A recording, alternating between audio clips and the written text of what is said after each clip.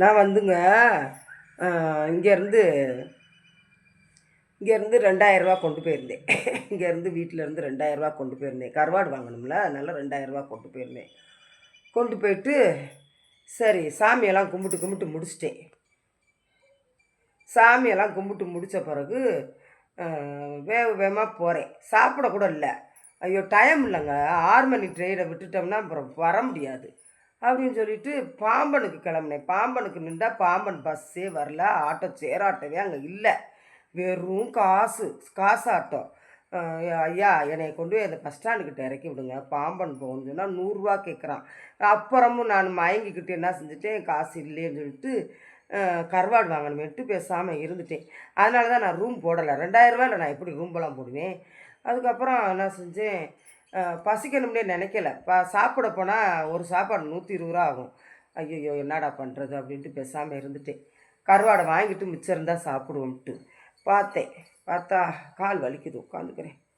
அம்மா பார்த்தேன். என்ன செஞ்சேன், பாம்பனுக்கு திருப்பி ஒரு ஐயா வந்தார். ஐயா 80 வாங்கிக்கோங்கன்ட்டு பஸ் ஸ்டாண்டில் இறக்கி விட்ட பிறகு அப்புறமேட்டுக்கு 30 ஆட்டோ கொடுத்து போயிட்டேன்.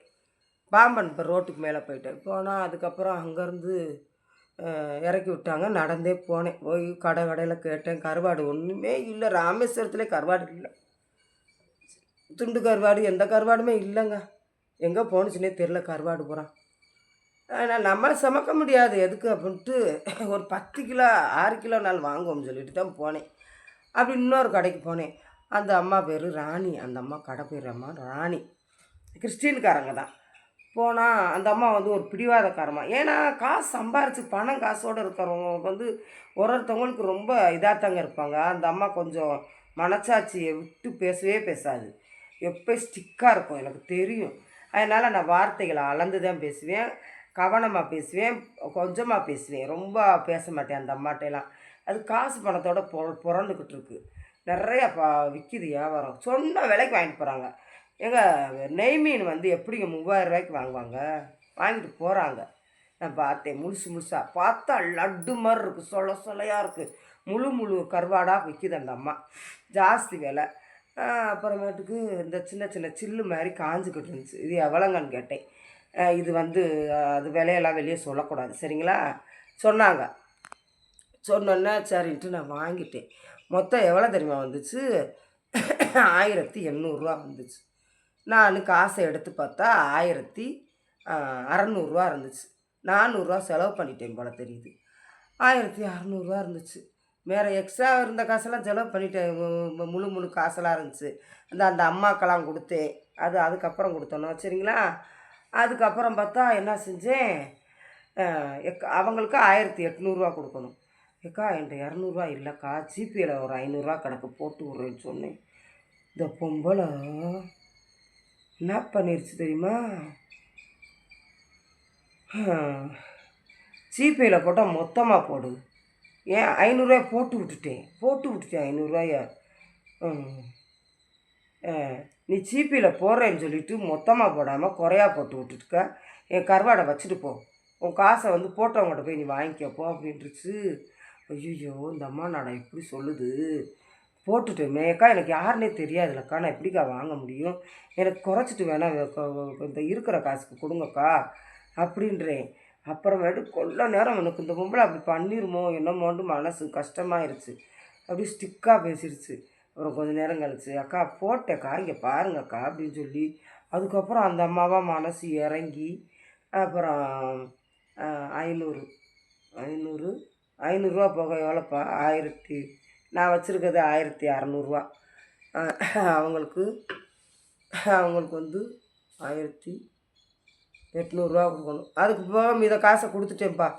அதுக்கப்புறம் அந்தப்பா கொடுத்துட்டு இருக்கிறத வாங்கி கொஞ்சம் நேரம் காய போட்டு உட்காந்து அதுக்கப்புறம் வாங்கி தூக்கிட்டு வந்தேன்ப்பா. வந்தால் பர்ஸை திறந்து பார்க்குறேன், காசு இல்லை. ஏடிஎம்மில் 200 கிடக்குது. சரி ஏடிஎம் கையில் இல்லை, என்னடா செய்ய, காசு இல்லை அப்படின்ட்டு சில்லற காசாக கிடக்குது. 20 கிடந்துச்சு, ஒரு 20 கிடந்துச்சு. சரி நமக்கு டிக்கெட்டுக்கு வந்து 40 டிக்கெட்டு மதுரைக்கு வர 40 சரி அதில் கூட போயிடுவோம் தைரியமாக தூக்கிட்டு வரேன். வந்தா ஒருத்தர்கிட்டயா கேட்குறேப்பா ராமேஸ்வரத்தில் கடை கடைக்கு, அக்கா ஒரு 200 போட்டு உங்களுக்கு போட்டு விட்றேன், எனக்கு கொடுங்கக்கா, அண்ணே கொடுங்கண்ணே. ஒரு சனம் கொடுக்க மாட்டேதுங்க. இப்படியும் எனக்கு வலி வேதனையுமாக ஆயிடுச்சு. அதுக்கப்புறம் என்ன செஞ்சேன், ஒரு சளி டானிக்கை வாங்குவோம் அப்படின்னு சொல்லிட்டு போய் ஜிபேவை ஓப்பன் பண்ணேன். ஓப்பன் பண்ணிவிட்டு என்ன பண்ணேன், அக்கா எனக்கு இன்னொரு கடையில், அக்கா ஒரு 200 போடுறேன், எனக்கு இது மறந்து போக மீத 150 கொடுக்காக்கா அப்படின்னு கேட்குறேன். அதெல்லாம் கிடையாது, ஓனர் வந்து வைவாங்கன்ட்டாங்க. அதுக்கப்புறம் என்ன செஞ்சேன், பர்ஸை திறக்குறேன். சத்தியமாக அங்கே தெய்வம் இருக்குங்க. எனக்கு பர்ஸில் சிப்பு 2வது சிப்பு இருக்கும்ல, அது திறக்கிற 400 கிடக்கும். 400 கிடந்துச்சுங்க. 400 கிடந்துச்சு. எப்போயோ வச்சுருந்துருக்குறேன் போல். அட கடவுளே, கடல் மாதா, ராமேஸ்வரம் மாதா, என் குலதெய்வம் வாழ வந்தம்மா, எனக்கு கடவுளாக பார்த்து காசு கொடுத்துருச்சு அப்படின்ட்டு அதுக்கப்புறம் ஆட்டோக்காரனுக்கு 20 கொடுத்து போய் பாம்பனில் இறங்கி, அதுக்கப்புறம் தாங்க அந்த 30 வடையை வாங்கி வேஸ்ட்டாக கீழே கொட்டினேன். 30 கீழே போட்டேன், அங்கனே போட்டேன். எனக்கு ஒப்பாட்டி சாப்பிடல. அந்த மாதிரியெல்லாம் இருக்குங்க. கருவாடு ஒரு வியாபாரம் பார்க்குறோம்னா லேஸ் இல்லைங்க, தெரியுமா? எவ்வளோ கஷ்டப்பட்டு தெரியுமா பார்த்து பார்த்து வாங்கிட்டு வந்து அது 10 வியாபாரம் பார்க்குறேன் நான். நேற்று கடவுள் தாங்க காப்பாற்றுச்சு. அந்த ஊரில் பிச்சை காட்டால் கூட தரமாட்டாங்க போல், அப்படி ஒரு ஊராக இருக்குச்சு. என்னதான் கருமம் அப்படின்னு சொல்லிட்டு அப்புறம் அந்த காசை வச்சு தான் டிக்கெட் எடுத்து ட்ரெயினில் உட்காந்து சாப்பிட்டேன். பசி வேறையா, சாப்பாட்டுக்கு இல்லை காசு இருந்தேன், கவலையாக இருந்தேன். பட்டினியாக தான் வீட்டுக்கு போகிறோமோ அப்படின்ட்டு. உள்ள 400 கிடந்துச்சு. எனக்கு ரொம்ப சந்தோஷமாக இருக்குது, கடவுள் நமக்கு இருக்கார் அப்படின்ட்டு தான். அப்புறமேட்டுக்கு 50 தோசையை வாங்கி ட்ரெயினில் உட்காந்து சாப்பிட்டேன்.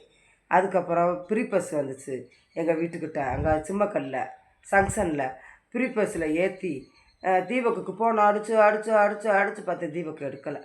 சரி தூங்குறானா எங்கே போயிட்டானா தெரியலன்னு சொல்லிட்டு ஃப்ரீ பஸ் வந்துச்சு, வெளிச்சலச்சம்ட்டு ஒரு பஸ்ஸு, அதில் ஏறி அப்புறம் வீட்டுக்கிட்ட வந்து இறங்கிட்டேன். வீட்டுக்கிட்ட வந்தால் 11:30 ஆயிடுச்சு. ஃபோனை அடித்து அடித்து அடித்து அடித்து பார்த்தேன், எடுக்கலை. சரி என்னான்னு தெரியல அப்படின்னு சொல்லிட்டு திருப்பி அந்த கருவாடு 7 கிலோ கருவாடுங்க, அதை தூக்கிட்டு வந்தது கொஞ்சம் ஈரமாக இருந்துச்சு.